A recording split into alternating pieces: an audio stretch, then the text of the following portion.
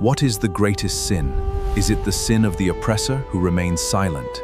Indifference to injustice is a betrayal. Refuse to be silent. Imam Ali said, "By the one who split the grain and created living things, had it not been for the pledge of Allah with the learned, I would have cast the reins of the caliphate aside." Ali regards justice to be a duty and a divine trust. To him, it is a divine sanctity. He does not expect a Muslim who is aware and informed about the teachings of Islam to be an idle spectator at the scenes of injustice and discrimination. In his sermon called Al-Shakshakiyah, after relating the pathetic political episodes of the past, he proceeds to advance his reasons for accepting the caliphate. He mentions how after the assassination of Osman, the people thronged around him, urging him to agree to lead the Muslims. But Ali, after the unfortunate events of the past and being aware of the extent of deterioration in the then prevailing situation, was not disposed to accept that grave responsibility.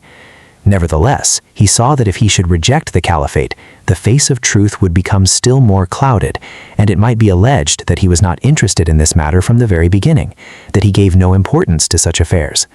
Moreover, in view of the fact that Islam does not consider it permissible for anyone to remain an idle spectator in a society divided into two classes of oppressed and oppressors, one suffering the pangs of hunger and the other well-fed and uneasy with the discomforts of overeating, there was no alternative for him but to shoulder this heavy responsibility. He himself explains this in the aforementioned sermon.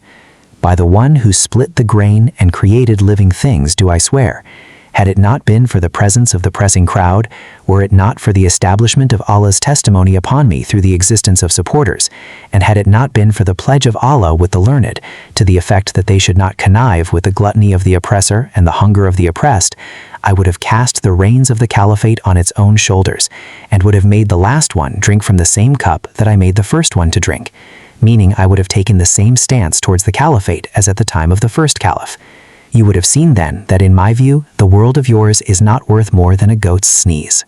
Favoritism, nepotism, partiality, and shutting up of mouths by big morsels have always been the essential tools of politicians. Now, a man had assumed power and captained the ship of the caliphate who profoundly detested these things. In fact, his main objective was to struggle and fight against this kind of politics. Naturally, with the very inception of Ali's reign, the politicians, with their hopes and expectations, were disappointed.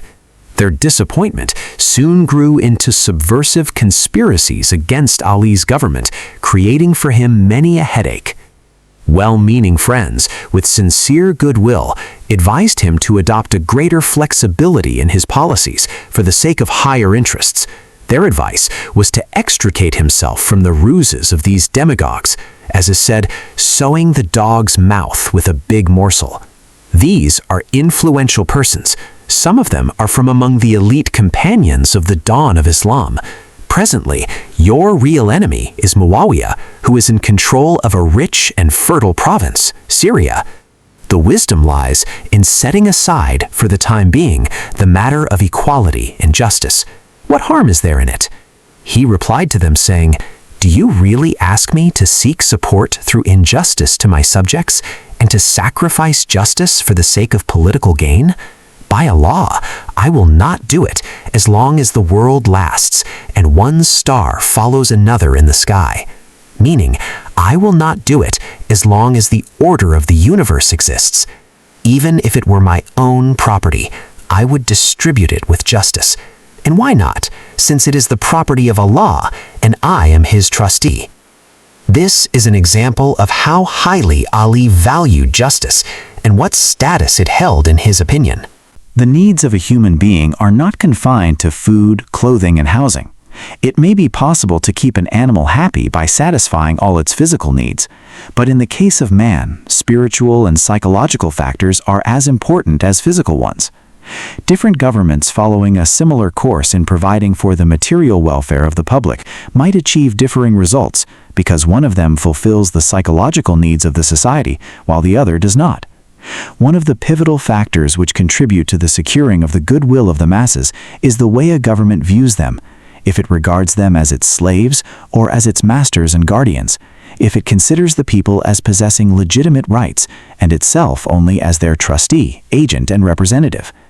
In the first case, whatever service a government may perform for the people is not more than a kind of the master's care of his beast.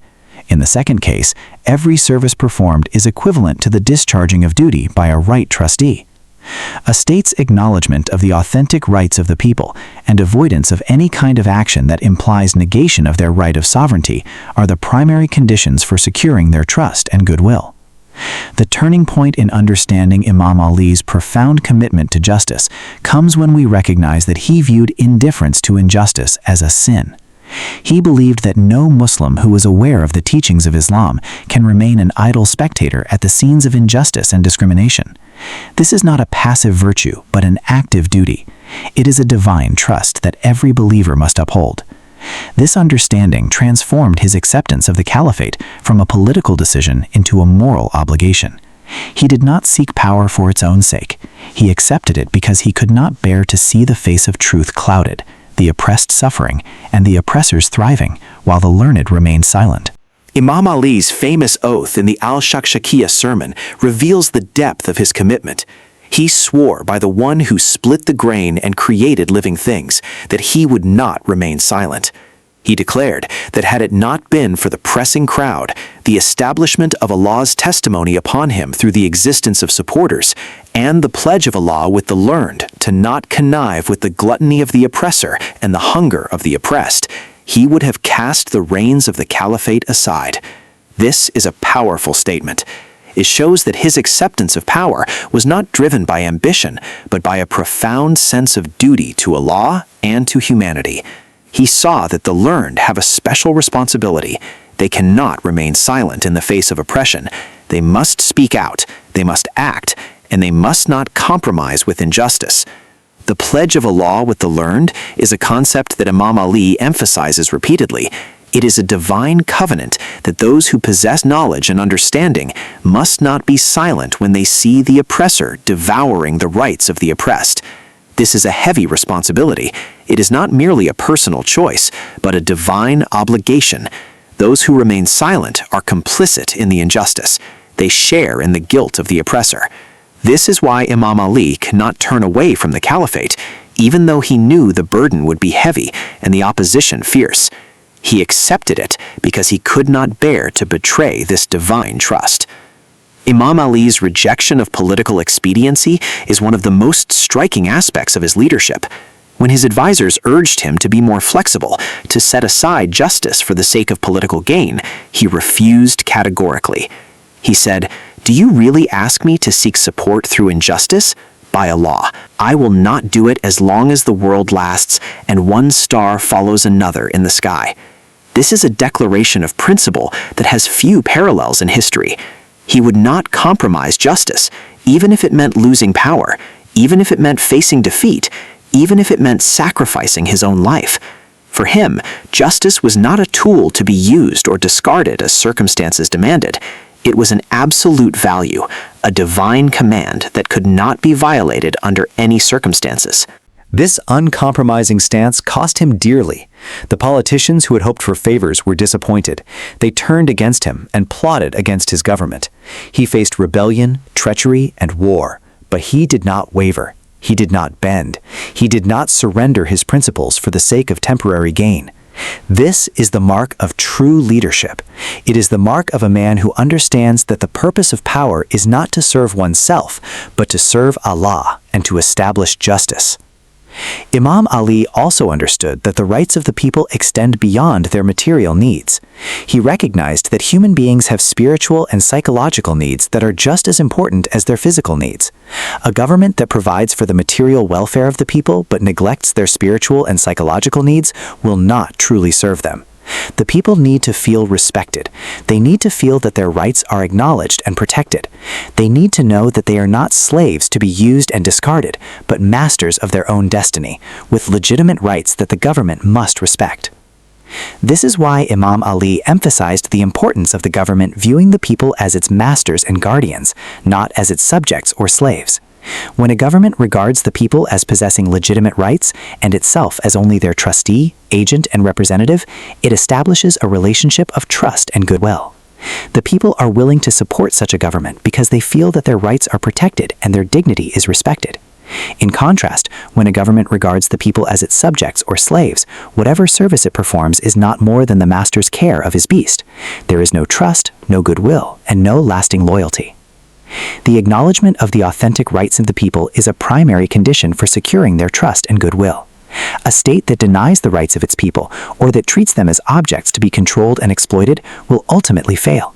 It may succeed in the short term through coercion and force, but it will not endure. The people will not support it, and they will not defend it. They will eventually rise up against it, or they will abandon it in its time of need. This is a lesson that is as relevant today as it was 14 centuries ago. Imam Ali's vision of justice is not limited to the courtroom or the legal system. It extends to every aspect of life. It includes economic justice, social justice, and political justice. It includes the right of every person to be treated with dignity and respect. It includes the right of the weak to be protected from the strong. It includes the right of the poor to share in the wealth of the community. It includes the right of every citizen to participate in the governance of their society. This is a comprehensive vision of justice that leaves no one behind and that refuses to accept any form of oppression or discrimination. The principle of indifference to injustice is one of the most powerful teachings of Imam Ali. He believed that no one who is aware of the teachings of Islam can remain an idle spectator at the scenes of injustice. This is a call to action. It is a reminder that we are all responsible for the state of our society. We cannot simply look the other way when we see oppression. We cannot remain silent when we see the rights of others being violated. We must speak out, we must act, and we must stand up for justice, even if it costs us dearly. This principle is rooted in the Quranic teaching that the establishment of justice is the objective of all prophetic missions. It is not a secondary or optional matter. It is central to the message of Islam. It is the foundation of a just society. Without justice, there is no peace. Without justice, there is no security. Without justice, there is no prosperity. And without justice, there is no true faith. Imam Ali understood this, and he dedicated his life to the cause of justice. May Allah grant us the wisdom to understand the teachings of Imam Ali on justice and indifference to injustice. May He give us the courage to stand up for justice, even when it is difficult. May He make us among those who are not idle spectators at the scenes of oppression. May He grant our leaders the wisdom to govern with justice and compassion, and may He make our society strong, just, and prosperous. Amin.